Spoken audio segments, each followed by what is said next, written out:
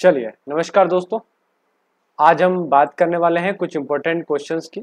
और important questions के अंदर मैं आपको वर्ग 3 से रिलेटेड बहुत सारी चीज़ें बताने वाला हूँ। कुछ इम्पोर्टेंट क्वेश्चंस हम डिस्कस करने वाले हैं। हमारी जो डिटेल क्लासेस चल रही हैं वो तो चल ही रही हैं, लेकिन साथ ही अब मैंने प्रैक्टिस सेशंस भी शुरू कर दिए हैं, क्योंकि जो पर्यावरण अध्ययन के मेन टॉपिक हैं उनको लगभग हमने पढ़ लिया है। एक आध और टॉपिक हमारा बचा हुआ है, अंतरिक्ष विज्ञान वगैरह, वो मैं कंप्लीट कर लूँगा और उसके बाद की सारी जो चीज़ें हैं उसको अपन शुरू करेंगे। ठीक है, अब एक एक करके सारे क्वेश्चंस को हम शुरू करते हैं। देखिए जरा, पहला प्रश्न ये रहा आपके सामने, निम्नलिखित में से कौन सा प्राकृतिक संसाधन आपका नहीं है। ठीक है, इस प्रश्न का उत्तर आप देंगे, निम्नलिखित में से कौन सा प्राकृतिक संसाधन नहीं है। जल, खनिज, संस्था या फिर ऊर्जा।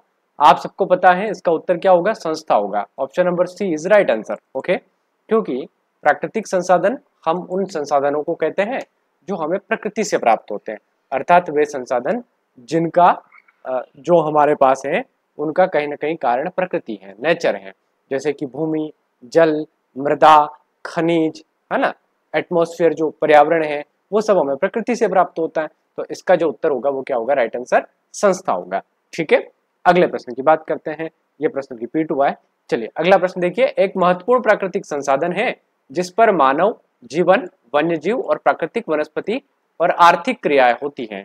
बताइए कौन सा ऐसा महत्वपूर्ण प्राकृतिक संसाधन है जिस पर मानव का जीवन टिका हुआ है, वन्य जीव भी उसी पर टिके हुए हैं, प्राकृतिक वनस्पति भी उसी पर आती हैं और आर्थिक क्रियाएं भी उसी के द्वारा होती हैं। तो फटाफट से बताइए कि इसका सही आंसर क्या होगा। तो प्यारे दोस्तों, इसका जो सही आंसर होगा वो क्या होगा, मृदा संसाधन, वन संसाधन, जल संसाधन या इनमें से कोई नहीं।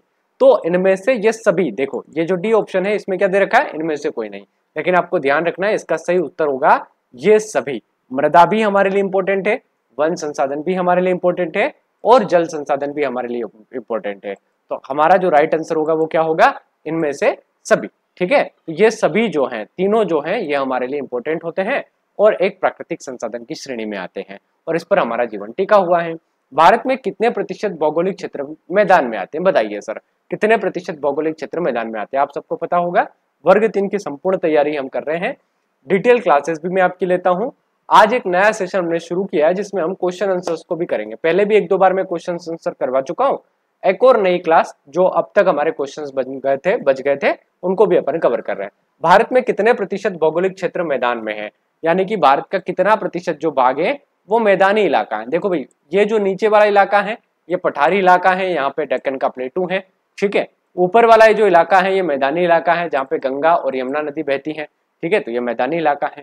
ये पूछ रहा है भारत का कितना प्रतिशत भौगोलिक क्षेत्र जो है मैदानों में पड़ता है। तो याद रखना, रट लीजिए आप, 43%, 43% जो है भाग मैदानों में आता है। बाकी कुछ पर्वत है हमारे यहाँ पे और बाकी कुछ % हमारे यहाँ पे पठार है। तो तीनों प्रकार की चीजें हमारे यहाँ पे पाई जाती हैं।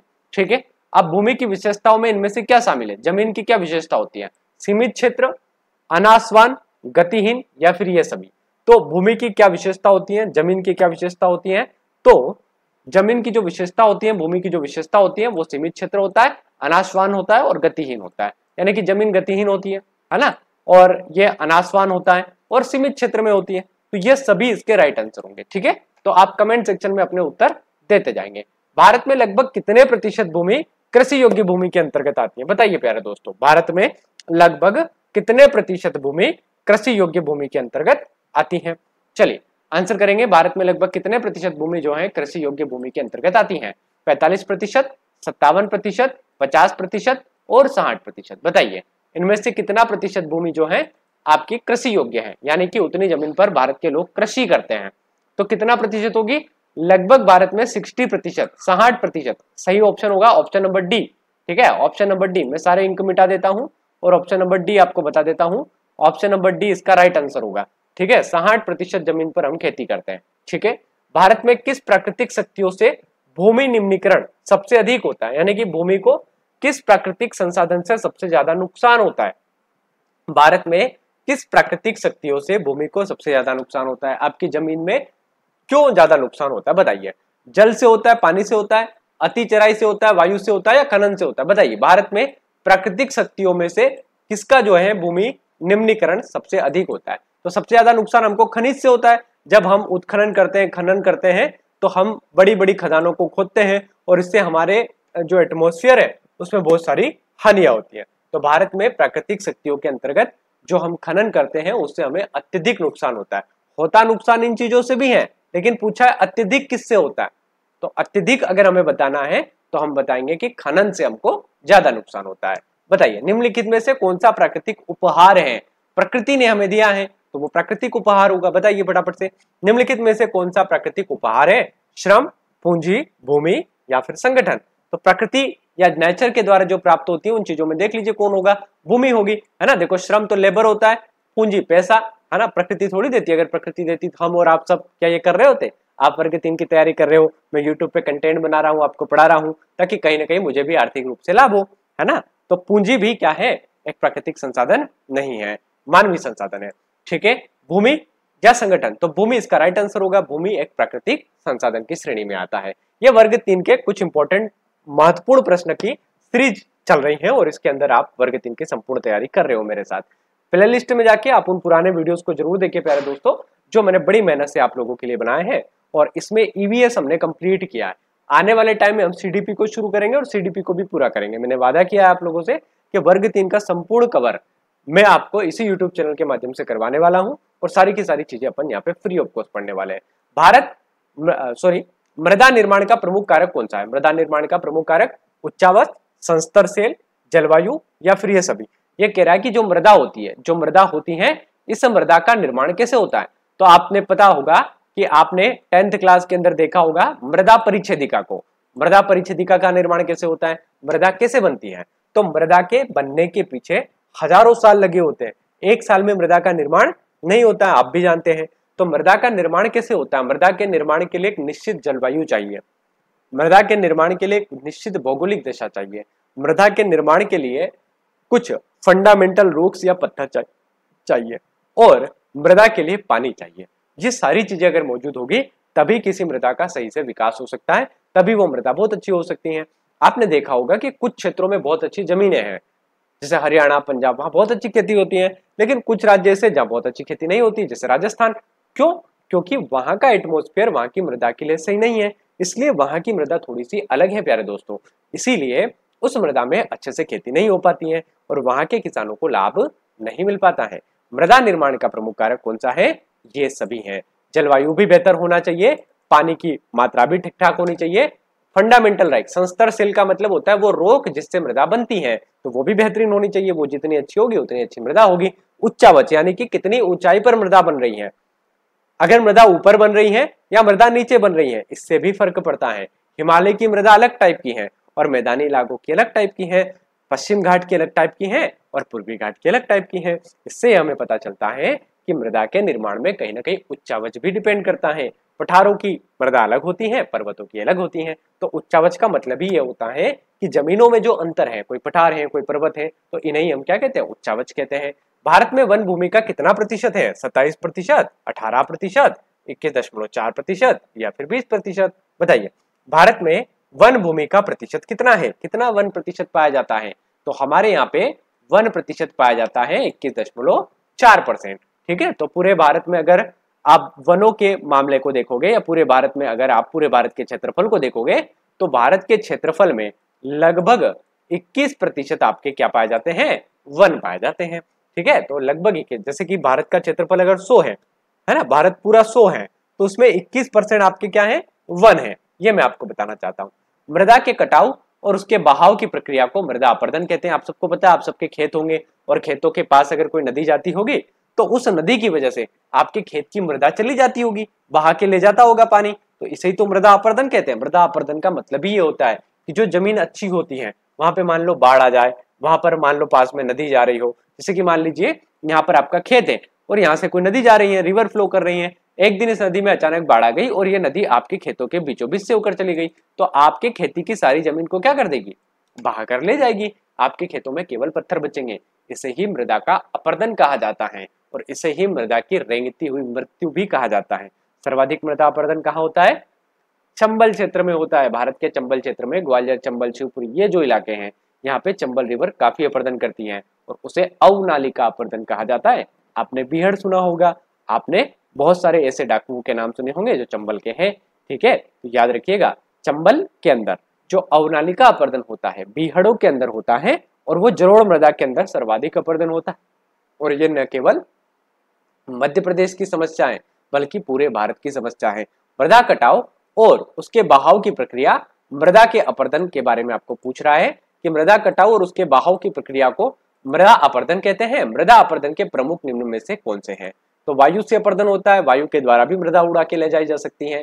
जल अपर्दन भी होता है और ए और बी दोनों, तो option number C is right, है ना। मृदा का अपर्दन किस किस से होता है? एक तो वायु के अपर्दन से भी होता है और साथ ही साथ याद रखिएगा मृदा का जो अपर्दन होता है वो इन दोनों से होता है। ठीक है, किससे होता है? इन दोनों से होता है, वायु से भी होता है और इससे भी होता है। ठीक है, अगले क्वेश्चन पे आते हैं। मृदा संरक्षण के लिए निम्न में से कौन सा उपाय नहीं है? मृदा संरक्षण के लिए इनमें से कौन सा उपाय नहीं किया गया है? बताइए सर।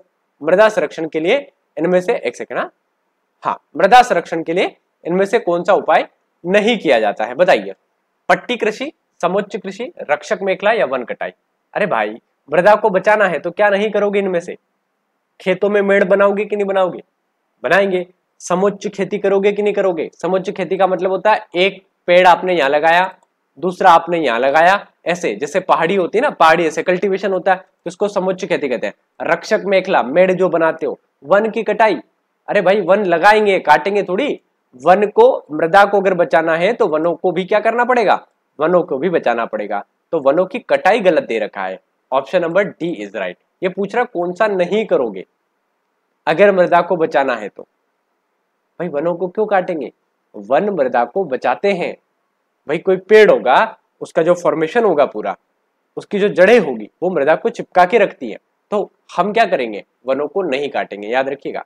हरा सोना किसे कहा जाता है? जल संसाधन को, भू संसाधन को, वन संसाधन को या फिर मानव को? बताइए। हरा सोना, ग्रीनरी। भाई ग्रीनरी क्यों होती है? हरा भरा कहीं क्यों होता है?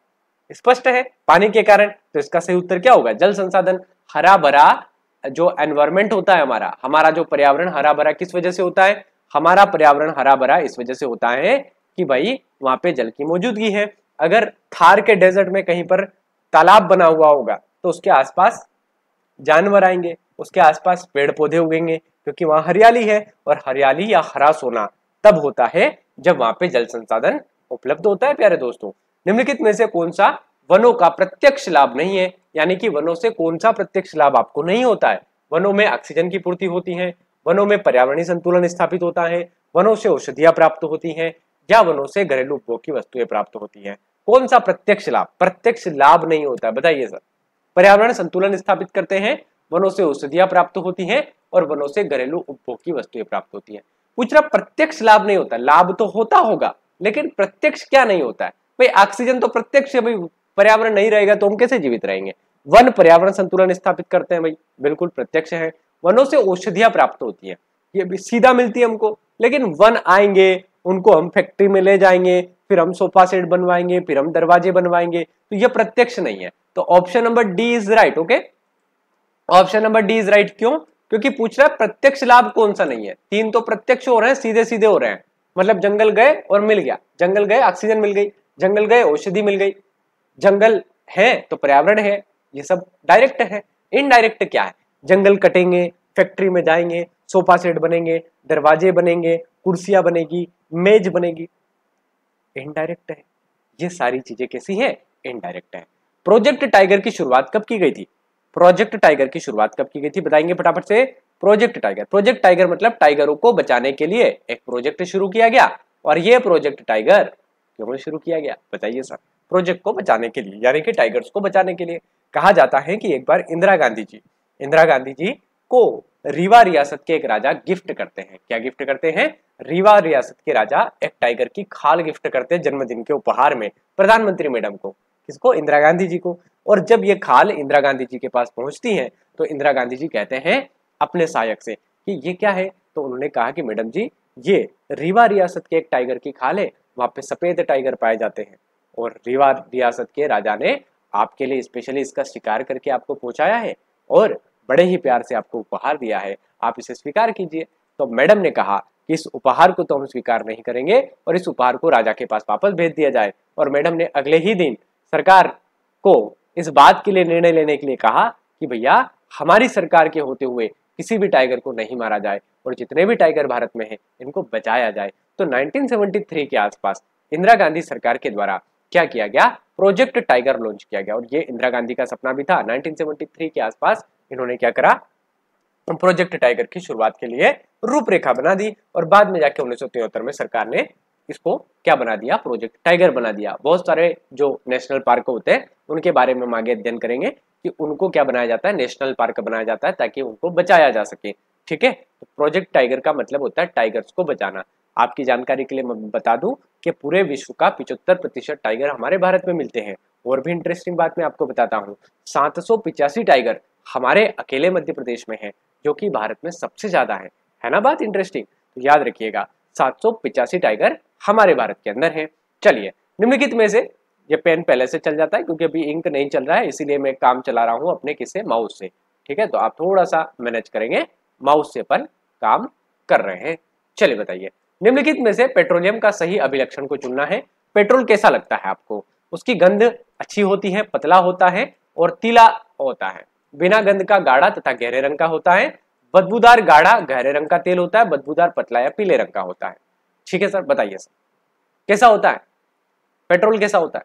ऑप्शन नंबर ए, अच्छी गंध आती है, पतला होता है और तीला रंगीन द्रव होता है। ठीक है, चलिए, बायोडीजल के विषय में कौन सा कथन सही है? बायोडीजल क्या होता है सर? बायोडीजल कैसे प्राप्त होता है? बायोडीजल जेट्रोफा रतनजोत के बीजों से प्राप्त होता है और देश का पहला बायोडीजल संयंत्र आंध्र प्रदेश के अंदर काकीनाडा में लगाया गया था।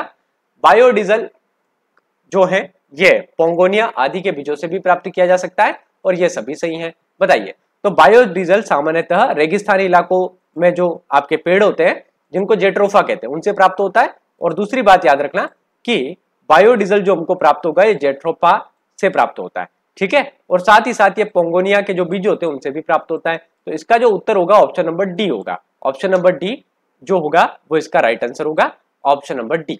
ठीक है, तो बायोडीजल जो होता है वो एक जैविक ईंधन है जो जेट्रोफा नामक वृक्ष से प्राप्त होता है और जेट्रोफा वृक्ष से हम इसको निकालते हैं। बायोडीजल आजकल सभी गाड़ियों में डाला जाता है और ये काफी सस्ता भी होता है और पर्यावरण अनुकूल भी है, इसलिए सरकार इसको बढ़ावा दे रही है। निम्नलिखित में से कौन सा जीवाश्म ईंधन है? जीवाश्म ईंधन इनमें से कौन सा है, बताइए सर। जीवाश्म मतलब जिसमें जीवों के बाद वो बना होगा, है ना। जैसे कि हमने बचपन में सुना होगा कोयला कैसे बनता है, जब जीव जंतु जमीन के अंदर दबे होंगे, जीवाश्म में परिवर्तित हुए होंगे, तो उन्हीं से कोयला बन के आपको प्राप्त हो रहा है। भारत में कोयला क्षेत्र मैंने आपको पढ़ाया भी था। तो निम्नलिखित में से कौन सा जीवाश्म ईंधन है? कोयला भी जीवाश्म ईंधन है। प्राकृतिक गैस, नेचुरल गैस कहां से निकलती है? जमीन के अंदर से। कहां, कौन भेज के गया वहां अंदर? किसने भेजी? कोई चीज सड़ी होगी अंदर तो उससे गैसें बनी होगी, तो वो जीवाश्म है। पेट्रोल क्यों निकल रहा है अंदर से? कौन भेज के गया अंदर? कौन छोड़ के गया? भैया कोई ना कोई जीव अंदर दबा होगा और उससे जीवाश्म बने होंगे और वही जीवाश्म अब आपको प्राप्त हो रहे हैं। इसका मतलब कोयला भी जीवाश्म ईंधन है, पेट्रोल भी जीवाश्म ईंधन है और ऑप्शन नंबर डी उपयुक्त सभी, कोयला, प्राकृतिक गैस और पेट्रोलियम सारे के सारे जीवाश्म ईंधन की श्रेणी के अंतर्गत आते हैं। तो इनको भी याद रखेंगे, ऑप्शन नंबर डी। निम्नलिखित में से ऊर्जा संरक्षण की विधि नहीं है। ऊर्जा को कैसे नहीं बचाया जा सकता है? सार्वजनिक परिवहन से, गैर परंपरागत ऊर्जा स्रोतों को बढ़ावा देकर, ऊर्जा दक्षता वाले उपकरण का प्रयोग करके, व्यक्तिगत वाहन व्यवस्था से। ये कह रहा है ऊर्जा कैसे नहीं बचेगी। तो 3 है जो बचा सकते हैं, 1 है जो नहीं बचा सकता है। अच्छा, मैं आपको कहूं कि भाई हर घर में गाड़ी है, हर घर का व्यक्ति गाड़ी से जाए, या फिर गांव में एक स्पेशल बस चलाई जाए जिसमें सभी लोग जाए, किसमें फायदा किसमें नुकसान?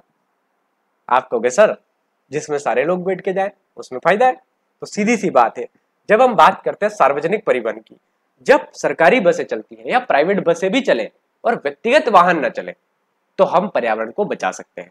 भाई 100 लोग हैं, 100 लोग एक बस में चले जाएं तो उतना ही प्रदूषण होगा एक बस से, और 100 लोग अपनी अलग अलग गाड़ी लेके 100 गाड़ी लेकर जाएं तो प्रदूषण बढ़ेगा। तो यहां सीधा सा मतलब है कि हम सार्वजनिक परिवहन का उपयोग करते हैं ऊर्जा को बचाने के लिए। गैर परंपरागत का मतलब समझते हो? परंपरागत क्या होते हैं? कोयला, है ना, परंपरागत ऊर्जा है, थर्मल एनर्जी परंपरागत है, लकड़ी जलाना परंपरागत है। गैर परंपरागत मतलब इन सबको छोड़ दो और गैर परंपरागत पे चले जाओ, तो वो गैर परंपरागत हो गए। जैसे सौर ऊर्जा, पवन ऊर्जा, पन ऊर्जा, आ रही बात समझ में? ज्वारी ऊर्जा, ये गैर परंपरागत है। तो जब हमको ऊर्जा सेविंग करनी होती है तो हम गैर परंपरागत संसाधनों की तरफ बढ़ते हैं। तो ऑप्शन नंबर 1 भी सही है, ऑप्शन नंबर 2 भी सही है। ऊर्जा दक्षता वाले उपकरण, ऊर्जा दक्षता 5 स्टार, 2 स्टार फ्रिज देखे होंगे, 3 स्टार एसी देखी होगी। ये स्टार क्या है? ये एनर्जी सेविंग है, इलेक्ट्रिसिटी सेविंग है। जब फ्रिज खरीदने जाओ और दुकानदार कहे साहब ये 2 स्टार है, क्या समझोगे? बिल ज्यादा आएगा।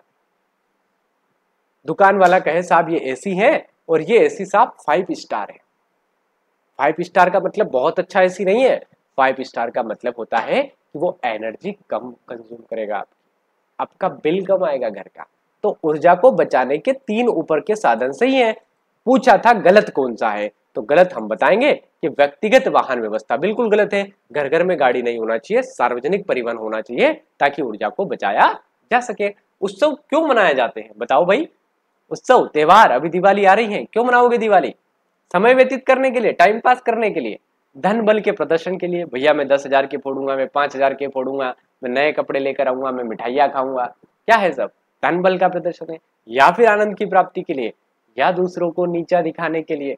ध्यान रखना, बड़ी इंटरेस्टिंग बात आपको आज बता रहा हूँ। वर्ग 3 के पेपर को पास करने का सबसे शानदार ट्रिक आज बता रहा हूँ। वर्ग 3 के पात्रता पेपर को अगर पास करना है तो कुछ ऐसी बातें ध्यान रखना है जो बिल्कुल नेगेटिव है। जैसे यहाँ लिखा है दूसरों को नीचा दिखाएंगे। अरे भाई, दूसरों को नीचा दिखाने के लिए आप टीचर थोड़ी बन रहे हो। नीचा किसी को नहीं दिखाना। ऐसे ऑप्शन आए कि हम बच्चों को मारेंगे, हम बच्चों को नीचा दिखाएंगे, हम पड़ोसी को नीचा दिखाएंगे, हम उसकी हालत खराब कर देंगे, वो तो मूर्ख है, उसको तो गाली गलौज करना चाहिए। ऐसे वर्ड कभी आंसर नहीं होंगे वर्ग 3 में, ध्यान रखिएगा। कभी भी ऑप्शन में ऐसा दिखे कि हम उस बच्चे को बाकी बच्चों से अलग बिठा देंगे, नेगेटिव वर्ड है। हम उस बच्चे को नीचा दिखाएंगे कि तेरे टेस्ट में नंबर कम आए, बिल्कुल नेगेटिव है। ऐसी ऑप्शंस कभी उत्तर नहीं होंगे, कभी भी। 101% मेरी गारंटी है। कभी भी ऐसे उत्तर नहीं होंगे जो नेगेटिव प्रतीत होते हैं। नेगेटिव का मतलब समझ रहे हो ना? जैसे 10 बच्चे पढ़ाई कर रहे हैं, एक बच्चा किसी अन्य कैटेगरी से आता है, तो क्या आप उसको अलग बिठाओगे? आ रही बात समझ में?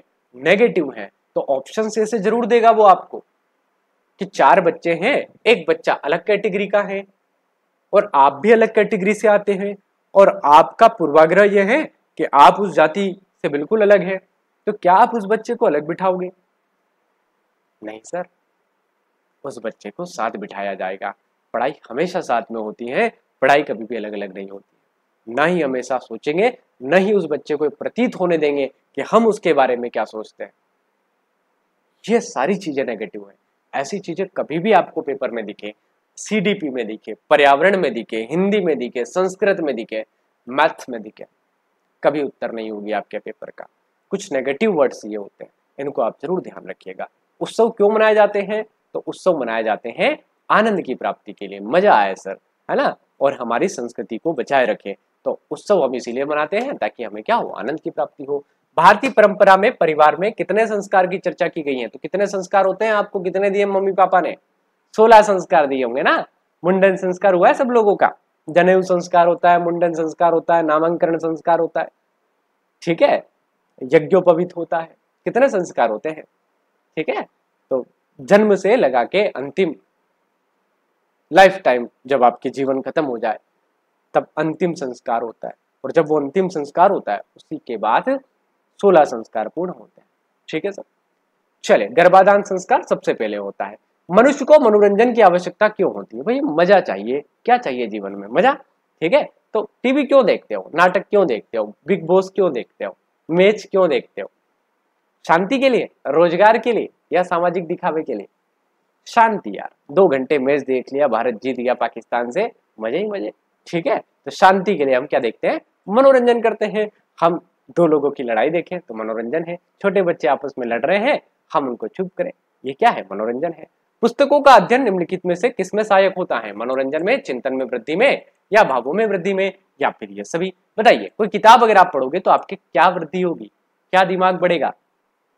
अरे भाई मनोरंजन भी होगा, भाई बढ़िया सी नॉवेल आ गई है, बढ़िया सी कहानी आ गई है, बढ़िया सा इंटरेस्टिंग आपके दिमाग में वो छवियां बन रही हैं जो किताब आप पढ़ रहे हो। ध्यान रखना, जब नॉवेल पढ़ी जाती है तो बिल्कुल ऐसा लगता है कि सब कुछ हमारे सामने हो रहा है। यही क्या है? ये मनोरंजन है, चिंतन बढ़ता है। किताबें जब हम पढ़ते हैं तो हमारे चिंतन का विकास होता है, भावों में वृद्धि होती है, नई नई चीजें पता चलती हैं। तो ये सभी इसके राइट आंसर होंगे। ऑप्शन नंबर डी, चिंतन भी करेंगे, मनन भी करेंगे और मनोरंजन भी करेंगे। यही तो कहता है, क्या कहता है कि जब भी कोई नोवेल आप पढ़ते हो तो इससे बहुत सारी चीजें आपको क्या करनी है? याद करनी है। ऑप्शन नंबर अगला देखिए, कौन सी प्रक्रिया भारतीय परिवारों में परंपरागत रूप से आगे बढ़ी है? बताइए सर। परंपरागत, दादी ने कहानी सुना दी, नानी ने कहानी सुना दी, दादा ने कुछ कहानी सुना दी कि बेटा हमारे जमाने में ऐसा होता था, बेटा हमारे जमाने में लाइटें नहीं आती थी, सुनाया होगा।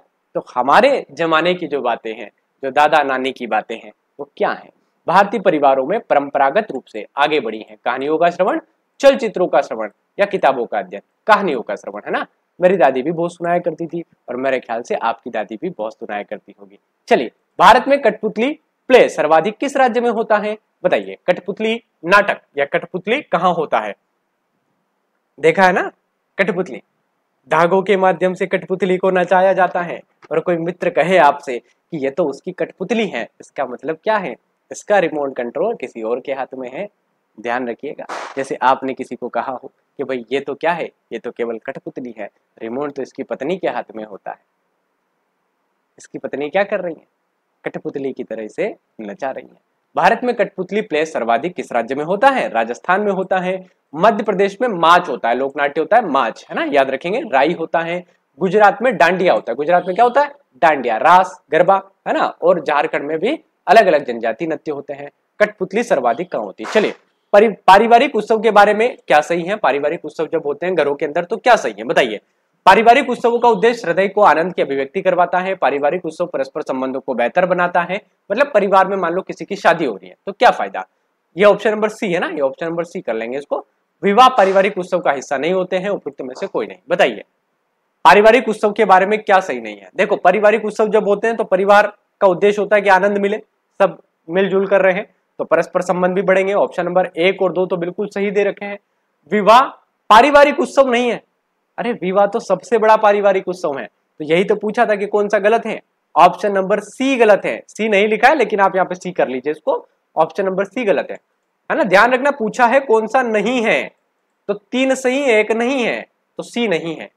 ये कह रहा विवाह पारिवारिक उत्सव नहीं है। भैया सबसे बड़ा पारिवारिक उत्सव विवाह है। विवाह में ही तो पूरा परिवार मिलता है। कुंभ मेले का आयोजन किस देश मतलब देश में कितने स्थानों पर होता है? बताइए सर। कुंभ मेला ऑप्शन नहीं दे रखा है इसमें। ऑप्शन नंबर 3 आएगा इसका उत्तर, है ना। कुंभ मेला 3 जगह पर लगता है। बताइए कितनी जगह पर लगता है? कमेंट सेक्शन में। एक नासिक में लगता है, इलाहाबाद में लगता है, उज्जैन में लगता है। 3 ही जगह लगता है ना। चलिए आगे बढ़ते हैं। पुष्कर मेला कहाँ आयोजित होता है? पुष्कर का मेला कहाँ आयोजित होता है? राजस्थान। राजस्थान पुष्कर में ऊंट का मेला, है ना। और यहीं पर पुष्कर का मेला भी आयोजित होता है। राजस्थान में आता है पुष्कर, जहाँ पे ब्रह्मा जी का एकमात्र मंदिर है, याद रखिएगा। छत्तीसगढ़ में पंडवानी गायन होता है, याद रखना। पंडवानी गायन छत्तीसगढ़ पूछा जाएगा। बैसाखी मेले का आयोजन किस राज्य में होता है? पंजाब, कर्नाटक, मध्य प्रदेश या फिर असम। बैसाखी मेला पंजाब में मनाया जाता है, याद रखिएगा। बैसाखी मेला कहाँ मनाया जाता है? पंजाब राज्य के अंदर मनाया जाता है। याद रखना, एक काल बैसाखी हवा चलती है, गर्म हवा होती है काल बैसाखी, जो कि पश्चिम बंगाल में चलती है, ये अलग है। ये बैसाखी मेला है जो कि पंजाब में आयोजित होता है। विवाह किस प्रकार का उत्सव है? पारिवारिक, धार्मिक, सामाजिक या फिर इनमें से कोई नहीं? तो विवाह पारिवारिक उत्सव में पूरा परिवार इसमें मिलता है। तो विवाह क्या है? एक पारिवारिक उत्सव है। प्यारे दोस्तों, ये कुछ इंपॉर्टेंट क्वेश्चन थे जो हमने सोल्व किए। ये वर्ग 3 के लिए काफी इंपॉर्टेंट है। ऐसी ही सीरीज में लगातार आपके लिए ला रहा हूँ। प्ले लिस्ट में जाके आप 14 से 15 वीडियो हमारे जो लेक्चर्स डले हुए हैं ईवीएस एनवायरमेंट स्टडी के वर्ग 3 के लिए, वो जरूर जाके देखें। आप लोगों के लिए बहुत बेहतरीन कक्षा हम आगे भी लेने वाले हैं। सीडीपी वगैरह को भी कंप्लीट करेंगे। और एक बार पुनः मैं दोहरा दूं कि 30 आउट ऑफ 30 की तैयारी हम करने वाले हैं। जो भी विषय पढ़ेंगे, मेरी गारंटी है कि पात्रता परीक्षा आप डेफिनेटली यहाँ से निकालेंगे। बहुत बहुत धन्यवाद आपका। जय हिंद। लाइक, शेयर और सब्सक्राइब करना ना भूले प्यारे दोस्तों। बहुत बहुत धन्यवाद आप लोगों का।